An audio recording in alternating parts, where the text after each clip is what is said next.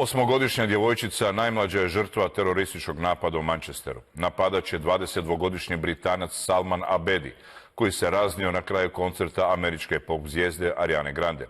Islamska država preuzela je odgovornost. Petar Panjkota. Američka mega zvijezda Ariana Grande upravo je otpjevala svoju zadnju pjesmu kad je Manchester Arenu zatresla eksplozija.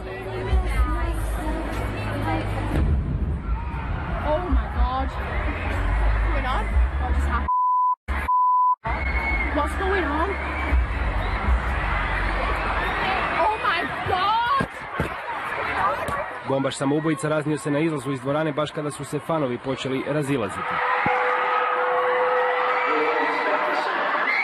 Poginulo je 22 ljudi, 59 je ozlijeđeno, neki se i dalje bore za život. Najmlađa žrtva Safi Rose Russos imala je samo 8 godina. Druga žrtva, čije je ime objavljeno, 18-godišnja Georgina Callander, bila je jedna od najvećih fanova Ariane Grande, preklani se s njom i fotografirala. Čula se snažna eksplozija i svi su odmah počeli vrištati i plakati. Nismo znali što se događa i svi smo se počeli spoticati jedni od druge. Užasno.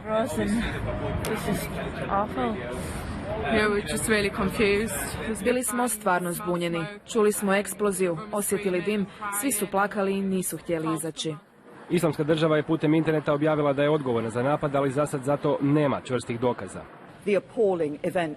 Ovo je jedan od najtežih terorističkih napada u Velikoj Britaniji, a najgori za Manchester. Svi teroristički napadi su kukavički, a posebno kada ciljaju nevinu djecu. Pokušavamo shvatiti što je izvitoperilo i izvrnulo koji je dvoranu prepunu vesele djece vidio kao priliku za napad umjesto za veselje. Nakon što je kontroliranom eksplozijom ušla u stan osumnjičenog, policija je kasno poslijepodne izišla i s imenom napadača. Mogu potvrditi da je čovjek osumnjičen za izvršenje sinoćnjeg zločina 22-godišnji Salman Abedi, no još uvijek ga mrtvozornik nije identificirao, pa ne mogu o njemu govoriti. Prioritet nam je utvrditi je li djelovao sam ili kao dio šire mreže. Abedi je, kako se doznaje, rođen u Manchesteru, roditelji su mu imigranti iz Libije. 20-godišnja pjevačica poručila je preko društvenih mreža da je slomljena zbog napada, te da joj je žao zbog žrtava, uglavnom maloljetnih djevojčica. Zadnja pjesma je upravo završila. Ariana je sišla s pozornice, a mi smo krenula u stepenice da se nađemo s mamom. Tad smo odjednom čuli prasak iz drugog kuta arene. Ljudi su počeli trčati. Najprije smo mislile da je pukao balon i pitale smo se zašto ljudi trče. Tražila sam mamu i čula glasa zvučnika koji je govorio da ne paničarimo i ne trčimo. Tisuće ljudi večeras se okupilo na središnjem trgu u Manchesteru kako bi na bdjenju pokazali solidarnost sa žrtvama i njihovim obiteljima. Ispred Manchester Arena je mjesto terorističkog napada je naš Ivan Vrdoljak. Ivan, je 24 sata nakon ovog napada. Kako je stanje u Manchesteru? Život se vraća u normalu ili u zraku još uvijek strah i neizvjesnost? Definitivno se, Zorana, još uvijek osjeti strah na ulicama Manchestera, obzirom da je cijelo područje oko samog mjesta napada još uvijek blokirano. Dakle, policija ne pušta niti blizu same lokacije koja se nalazi s druge strane Manchester Arene koju upravo gledate.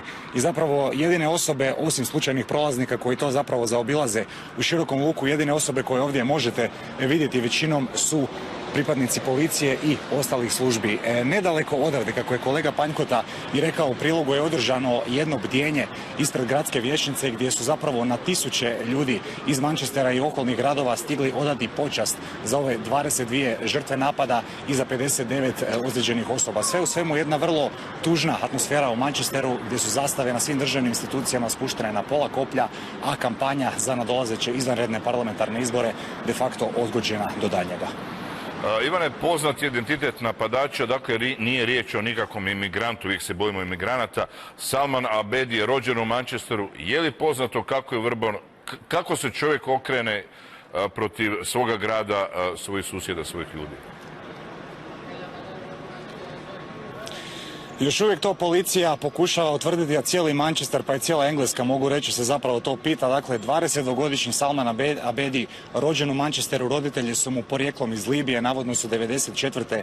godine stigli ovdje u Manchester. Je li on djelovao sam kao takozvani Vuk samotnjak ili je bio dio nekakve šire terorističke skupine, odnosno šire skupine koja je povezana na taj način sa Islamskom državom koja je za ovo preuzela odgovornost.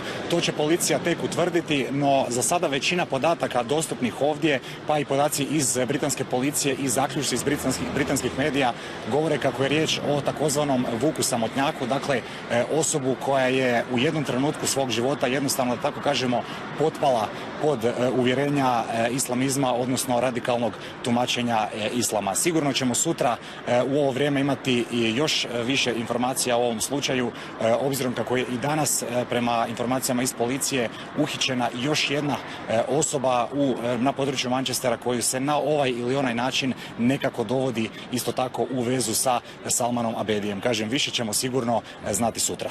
Hvala ti, Ivane, čekamo onda i sutra tvoje izvještaje. A najžešće od svih svjetskih lidera reagirao je američki Donald Trump. Više ni trenutak ne smijemo trpjeti ova krvoprolića, poručio je iz okupirane zapadne obale. S dubokom tugom i nemirom pratila sam izvještaje iz Manchestera. Nevjerojatno je kako netko može iskoristiti tako veseli pop koncert da ubije i rani toliko mladih ljudi.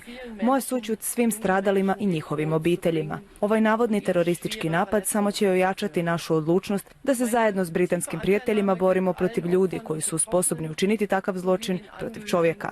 Njemačka će čvrsto stajati uz Veliku Britaniju. Želim izraziti najdublju sućut stradalima u stravičnom terorističkom napadu i brojnim obiteljima ubijenih. Solidarni smo s građanima Velike Britanije. Zli gubitnici ubili su mlade, nevine i prekrasne ljude koji su uživali u životu. Neću ih nazvati čudovištima jer bi im se svidio taj naziv, zato ću ih od sada zvati gubitnicima. Robert Kopal, bivši analitičar Sigurnosno-obavještajne agencije, a sada državni tajnik u Ministarstvu unutarnjih poslova, u razgovoru za RTL danas kazao je kako nema informacija o neposrednoj terorističkoj prijetnji u Hrvatskoj regiji, ali će sve službe tijekom turističke sezone pojačati nadzor na Jadranskoj obali. Sigurnost se pojačava svake sezone tijekom ljeta. Dobro, to znamo, to dođe na razmjena policajaca. Tako će i ove godine. Mi aktivno upravljamo rizicima. Svaki put kada postoji rizik, aktualizacija nekog rizika, MUP će djelovati. Planiramo pojačati djelovanje na obali, planiramo pojačati djelovanje tijekom ljeta i na razini ljudstva, i na razini tehnike, i na razini operativnih postupaka. U počast žrtvama napada u Manchesteru i kao znak solidarnosti s britanskim narodom, zagrebačke fontane večeras svijetle u bojama britanske zastave. Evo, uživo smo slikom na fontanama.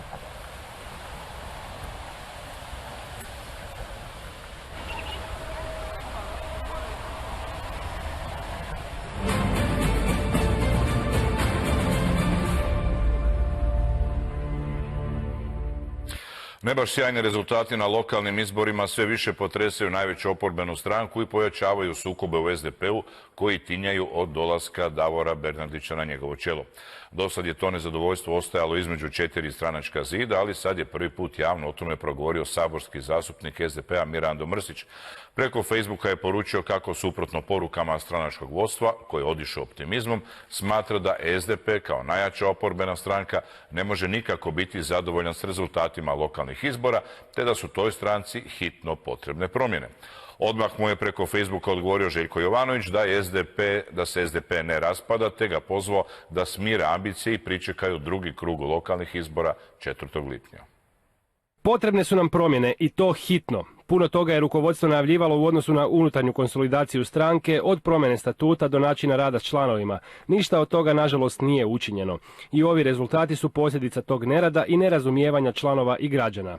Honeymoon is over. Od vodstva se traže rezultati.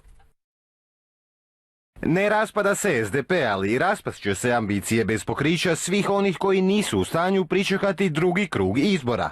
Zajedno smo SDP, drugovi i drugarice. Smirite ambicije i usmjerite